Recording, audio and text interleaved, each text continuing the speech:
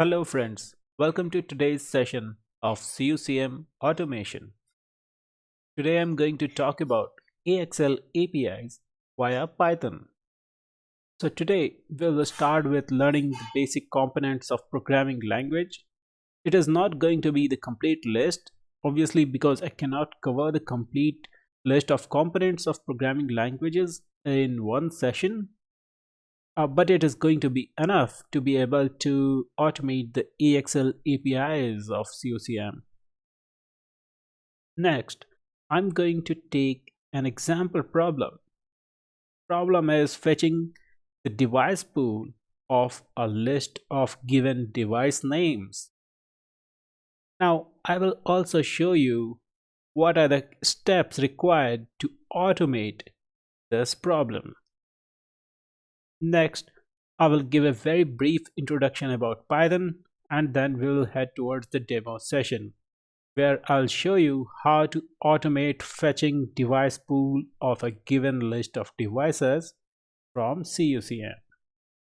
Let us talk now about some components of programming language. So the first one is variables. So I'm going to use this website called w3schools.com/python to talk about different components of programming language. So we will start with variables. Now, variables are anything where we save some data just to use it later. So as you can see here, x saves an integer, y saves a text, and both can be used later to print it. So variables are simplest to understand, right? Now let's come to lists. These are also known as arrays in some other programming languages. In Python, these are called lists. So list is a variable where you can save multiple data. As the name suggests, it is simply a list of values. Now, one important thing to note here is indexing in list. First element is indexed at 0. The index number of second element is 1, third one is 2, and so on and so forth. So when I print the list, I get an output like this with brackets and all the elements of the list written together, right? How about if we want to print just one element of the list? That can be done using brackets and within the brackets writing the index number. So let's say we want to print banana. So index would be 1 for banana because the indexing starts with 0. So 0 and 1. So this is how we can print any one element of the list. How about if I put the index number 10, which doesn't exist? It should throw an error, right? So we are getting this error, index out of range. Now let us talk about loops. So in programming languages, loop are a set of codes that are going to be repeated for a fixed number of times depending on the conditions applied. So we will take an example of Python for loops. For loops in Python are very easy. If you have a list, then for each element of the list, you can run the below code. Alright, so what does it say? For x in fruits. So each for loop has some iterations to go through. So in this case, it will go through 3 iterations. First for apple, second for banana, third for cherry. In the first iteration, the value of x will be apple. In the second iteration, the value of x will be banana. In the third iteration, the value of x will be cherry. And in each iteration, we are simply printing the value of x, hence this output. Let's modify it a little bit. I will mention y is equal to ABC, and instead of just printing x, I will print x plus y. So what should get printed now? Apple ABC, banana ABC, and cherry ABC. So this is one of the simplest examples of a loop. Next, let's talk about if-else statements. I will pick an example from here. Right. So if-else statement tells us to execute the code only if this statement is true. So for example, only if B is greater than A, then you print this statement. Okay. If this is not true, don't print this statement. And as you can see, when B is greater than A, our program is printing it. But as soon as I make it A greater than B, what will happen to the output? As expected, there is no output at all. Okay, let us make one more statement here. So if B is less than A, you print B is less than A. Now let's see the output. Now it is printing B is less than A. We can also use else statement here, which means if B is greater than A, then you print this statement. Otherwise, if this is false, then you simply print this another statement. So let's look at the output. Now that's it for if else statements. Now let's move on to functions. So functions in programming languages are a set of codes that can be reused in other parts of the program. So whenever you see some repetitive codes, we can create a function for it. Now this is another very simple function. So what it says, print hello from a function. Now a function can have arguments also. For example, function receives two arguments, x and y, and you print sum of x and y, and the function name is sum function. Now it needs two arguments. Let us see what happens if we pass to this function 3, 5, and then, as I said, function are a set of codes that can be reused, 10, 50, and okay, one more line of code within the function is to print x plus y. Okay, now let's run this code. See, sum of x plus y in the first call of the function is 8, in the second call of the function is 60. So the first part of this definition, we call it definition of the function or defining the function, and hence the keyword def. When we are calling the function, this is called a function call. So we can call the same function multiple times and give different arguments to it. Alright, that is a very simple example of function. Now let us talk about what are libraries in Python. Now let us change the code here. I will say import math, and I will calculate square root of X. I will accept only one argument here, and I will print math dot sqrt and then X. Now instead of defining so many, now I'll put some different numbers here. Okay, let's see the output now. So you can see we are now calculating the square root. Now what we are importing here, math is a library of function that we are importing. So libraries extend the features of this programming language.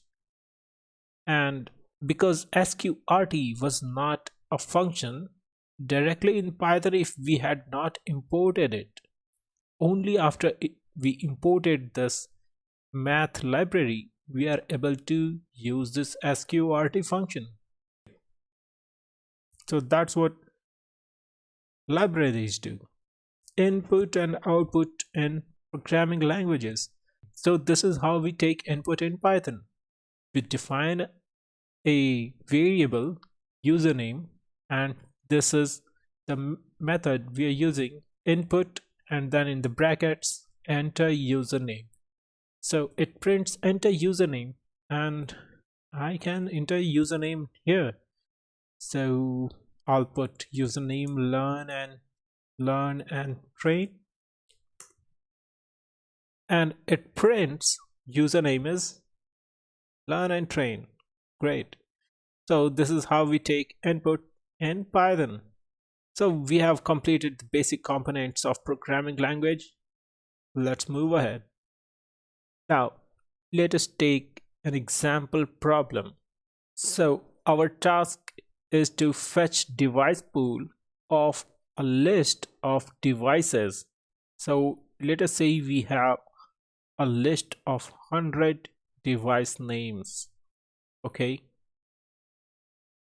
And our task is to go to CUCM call manager and fetch the device pool name of each of these devices. So how we will achieve it with automation? At first, we need to take inputs. Our program need to know what are these list of devices. We can put this device in a file, and we can take input from a file. We can create an output file as well, so that we can produce the output in a file format. For example, a CSV format is a good format to be used here. Next, read one device name from the list. So once we have got our input in a file, now what we can do, we can create a kind of for loop. Let me write some codes here in this case. So let us say we have a list of device names.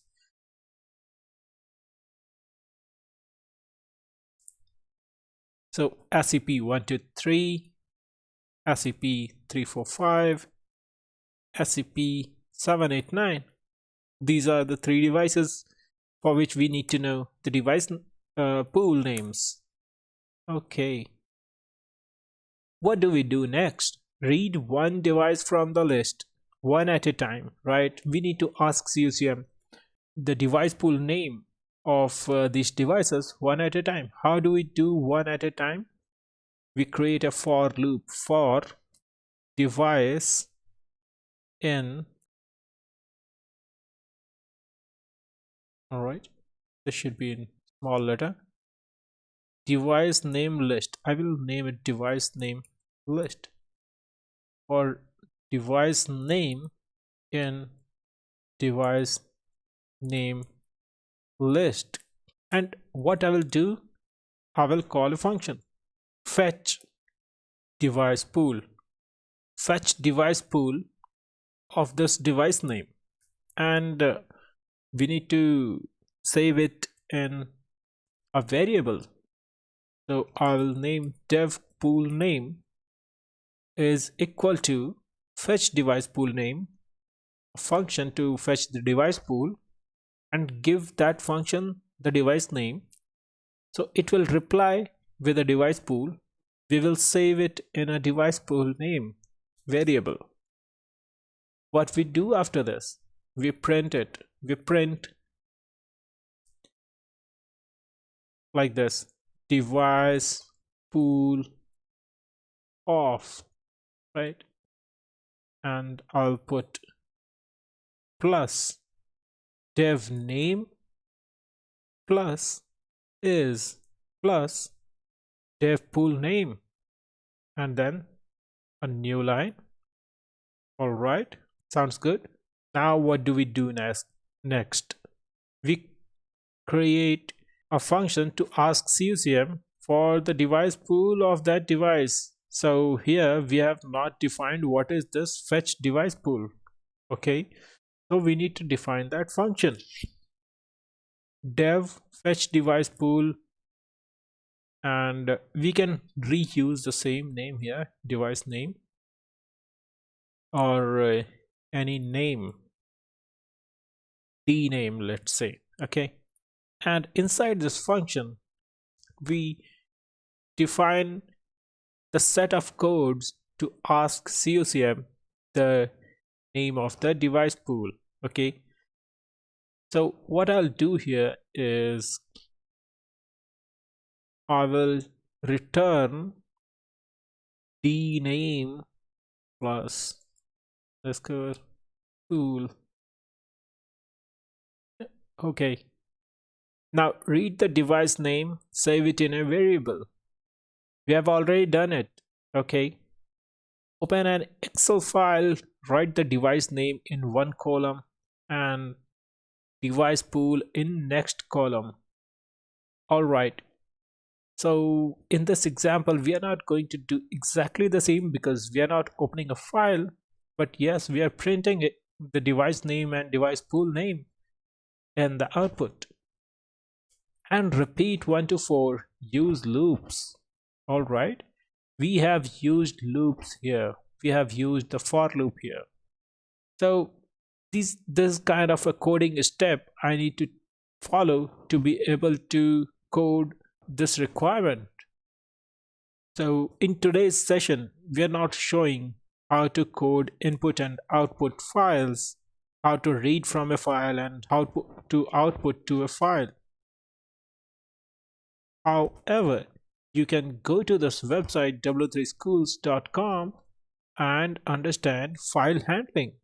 There are simple codes to read from a file, f equal to open and then the file name, and read the file with f.read. Okay, so please explore more about the Python coding from this website. Now let us talk briefly about Python. Python codes are easy to read and easy to learn. Python codes have some versions, so always use the latest version. Now, what are environment variables in Windows? So unless we set the environment variables and path correctly in Windows, we will not be able to run Python from the command prompt. We will have to use the python.exe file location and then need to run the command if we don't set it right. So I will show you how we can set it correctly while installing Python for the first time. Now, what is pip in Python? Pip is a command, or you can say it is a package manager in Python. This is used to install some external libraries to Python. Remember, libraries are used to enhance the existing features of the Python by introducing new functions to it. Next, data structures in Python. We have already talked about lists and dictionaries in previous slides. You can explore more about data structures. This is a very big topic actually. You will find a complete books written on this topic alone. So now is the time for a demo. All right. Now let us see how we install Python on Windows.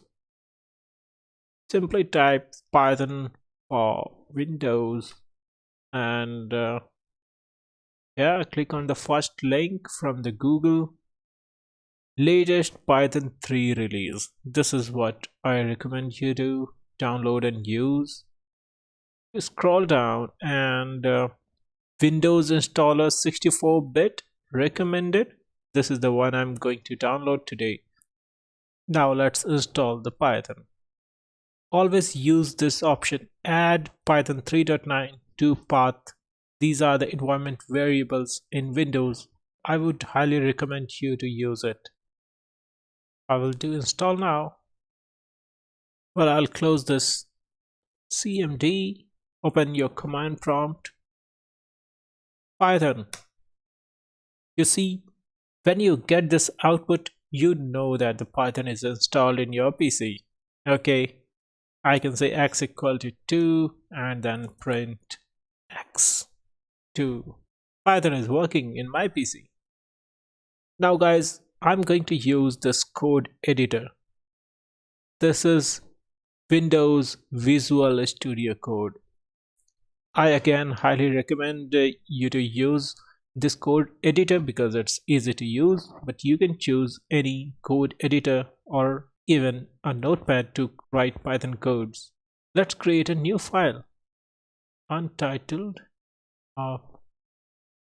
Let me save it as cucm-python.py.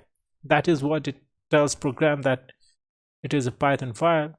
Now the first thing that I'm going to do is import a library to handle HTTP requests. So this is the library called requests. It is an HTTP library and it will help us with writing HTTP code. Okay, you can if you're using this Visual Studio Code, you can install extensions for Python, and it is very helpful. As soon as you hover over any module, it will tell us about the requests and how you can form that request. Okay, now let us follow an example from here. Okay, now let us follow an example. We're going to copy this example from here and write it down here. R is equal to requests.get HTTPS. All that is fine. I'll just put CUCM's IP address here. After that, I'm going to print the output. The output is contained in R. Let us try to run this code. I just want to show you step by step. Alright, it is giving SSL error and it is not giving the output of the request. Okay, let me switch off the verification now. I will put verify equal to false. Now it will not verify the SSL certificate, so we should not get that error at least. Great, verify is equal to false. Alright, save it and run it again. You see, we're getting a warning but not the error, and this time the response is 200. Okay, that's great, but we are not still able to read what is the response content, so we'll put r.content in the print statement. Let's run it again. Awesome, this time we are getting the response, a regular HTTP page of CUCM, but we are not interested in that page. We want to see the AXL URL. Now let us run it once more. Great, now it says no authorization provided.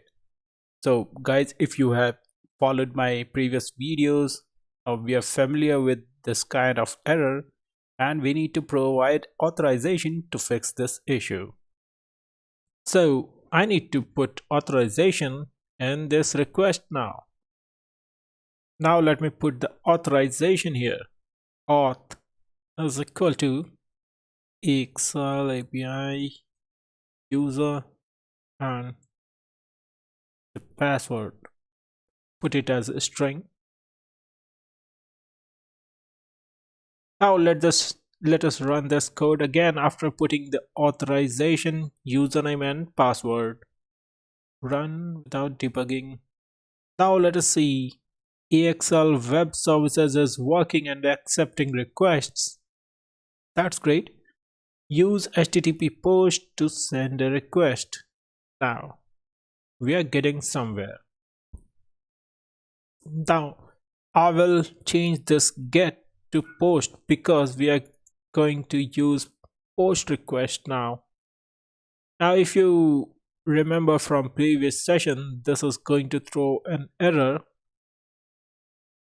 here, but we're not going to get the valid output until we send a valid message in the body.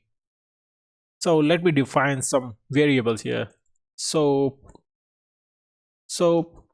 request is a variable I'm going to define, and I'm going to define data. Okay, data equal to soap request. Great. Now I'm going to send the data here in the soap request. Now we are going to take help of this soap UI tool once again. Okay, skip this, close this, new soap project, CUCM project, WSDL file. Now I've selected the WSDL file here. So those who don't know how to use soap UI tool with AXL, I would highly recommend them to watch my previous video, CUCM AXL using SOAP UI tool. Now let us take an example, get CCM version. So from here we can copy the complete request, leaving the optional field. So I'll remove the optional fields from here. Copy this complete. Now you will notice something. I need to copy the complete request, but you look what happened. Python only treats the first line as a string, but we need these complete lines in the string in the soap request variable, right? How do we do that? We need to use 3 times the double quotes for starting and 1, 2, 3 times the double quote for ending. Now this is the way in Python to define multi-line strings. So we have defined it in the SOAP request. Now we are sending this data along with the post request to CUCM. Let us run this now. Wow, can you see the reply from CUCM? We are getting the version information. Now that's cool. Now there is no automation till this point, right? Now let us stick to our problem statement. We need to find device pool of devices. How do we do that? We go to get phone, get phone request. Okay.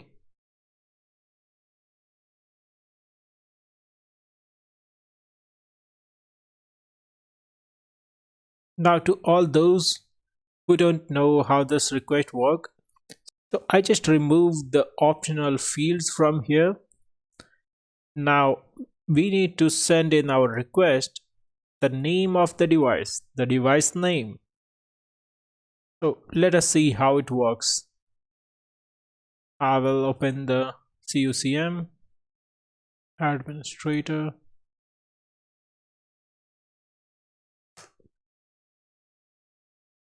Don't save. Go to device, phone, So friends, if we input the phone device name here in the SOAP UI tool, I think this is something I forgot to remove.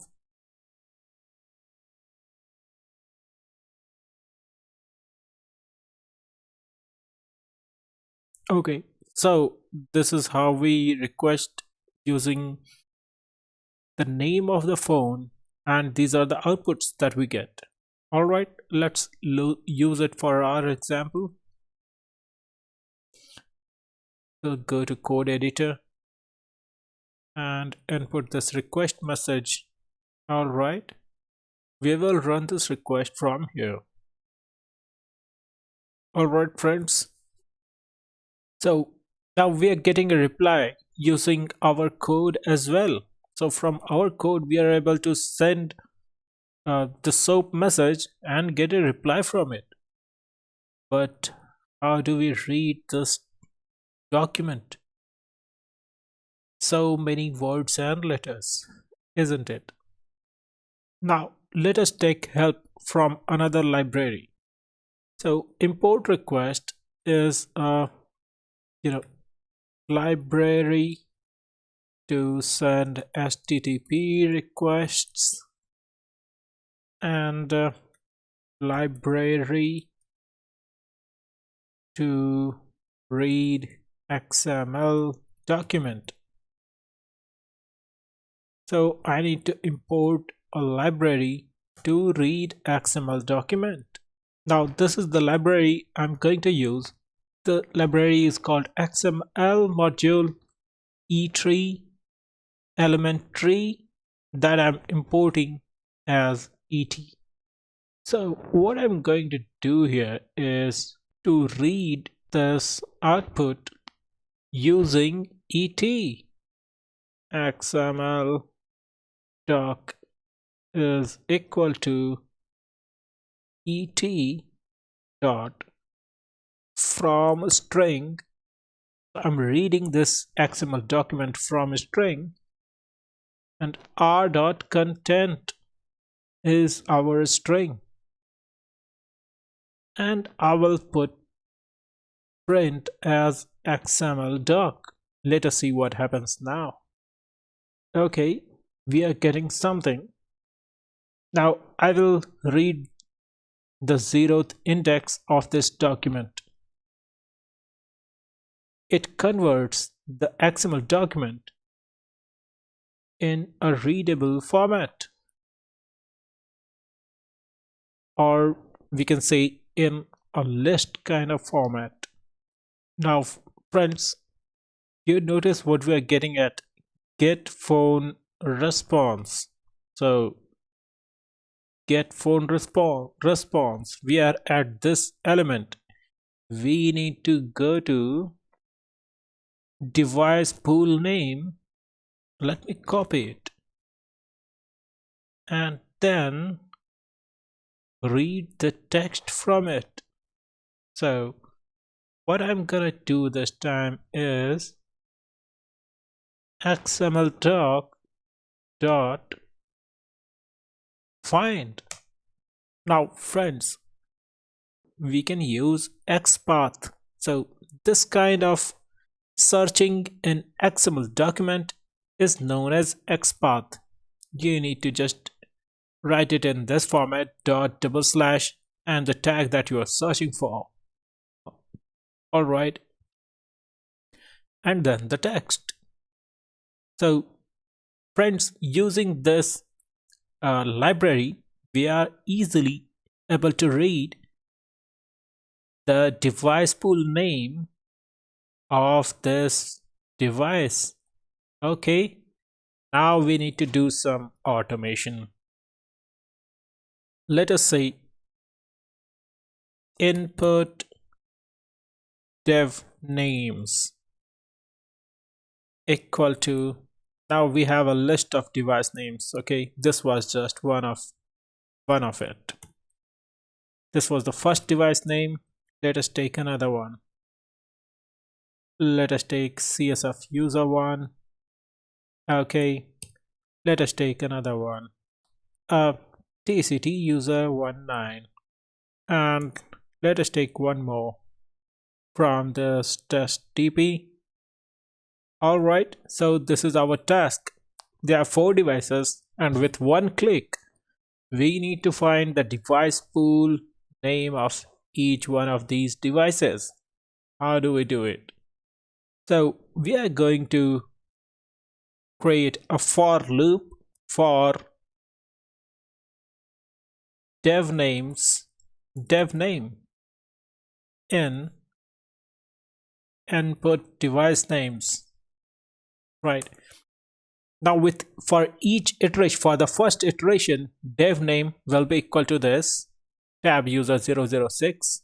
For the second iteration, dev name will be equal to CSF user 001, so on and so forth. In the fourth iteration, the loop will end. Now for each iteration, we need to send these commands. So in Python, if you want to be inside this for loop, we need to indent it to go inside the loop. Okay, now this SOAP request is inside the for loop. This statement, row number 19, is outside the for loop just as of now, but we need to send this inside the for loop, so I will press tab once. Now it is inside the for loop. Similarly, let us send each one of these inside the for loop. So what happens now? The for loop will run 4 times. 1, 2, 3, 4. However, every time we are sending, as of now, the tab user 006, we need to change it. So let us remove it from here, close the string, open the string, plus plus.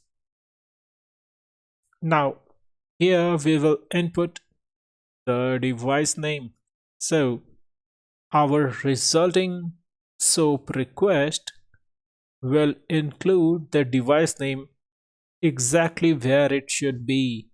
Okay, so we split the string, we split the request in 2 parts. One before device name, one after device name, and we inserted the device name in between.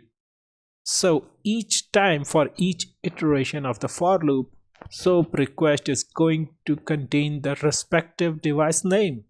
What do you think will happen now when we send this request? Now let us print in a more human readable format. Okay, I will say device pool of plus dev name plus is colon space. Now let us run this code. What is going to happen? Oops.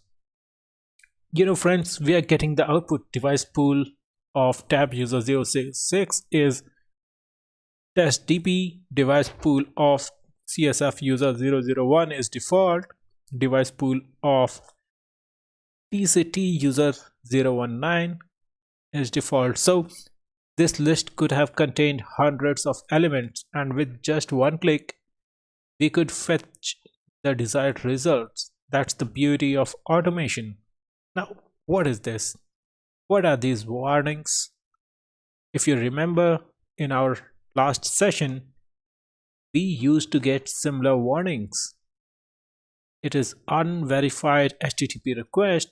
The sending client is not able to verify the Tomcat certificate provided by CUCM. Let's solve it now. So we'll define Tomcat cert location, a new variable, equal to empty string, just as of now, because we are going to download that certificate to resolve this issue. Now administrator password We'll go to software upgrades, security certificate management. We will download the Tomcat certificate from here. All right, so Tomcat certificate is here. I'm gonna download this. Download the PEM file,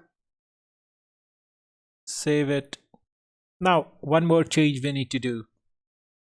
What is the CN name? Copy the CN name. This is your FQDN of CUCM. Now we are going to use the CN name here. Remember, your DNS should be able to resolve this name to IP address. Otherwise, this will not work.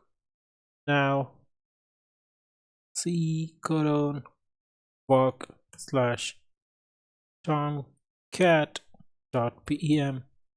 So that's the location of my Tomcat file.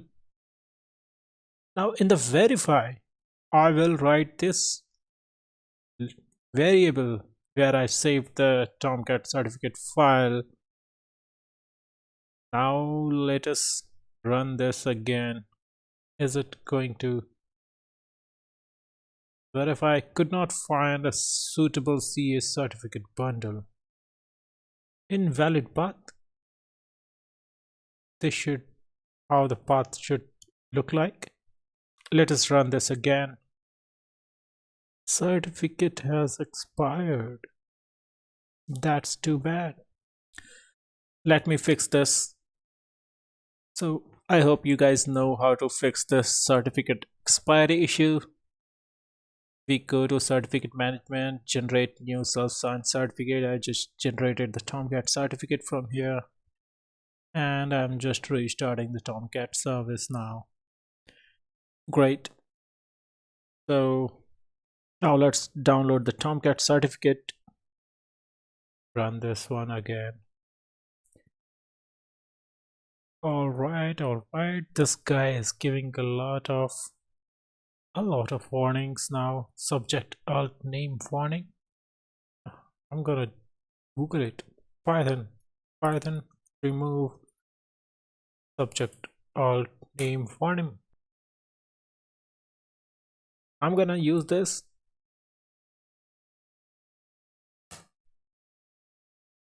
Run this one again. Wow, that looks clean. Now you know what, how I should write it? I should have written it in a CSV format. That's a more readable format. Now let us print it like this in a CSV, comma. Let's run it again. So great, we are getting the output in the correct format now. Now friends, I can't do anything about a certificate that call manager has generated, and that doesn't contain subject alt name. So sometimes we need to suppress the warnings. Now let's not suppress all warnings. Let's suppress this specific warning here. Okay. Great, so we are getting the desired output now. So friends, let me know in the comment section below if you were able to follow through and understand each step of an automation process.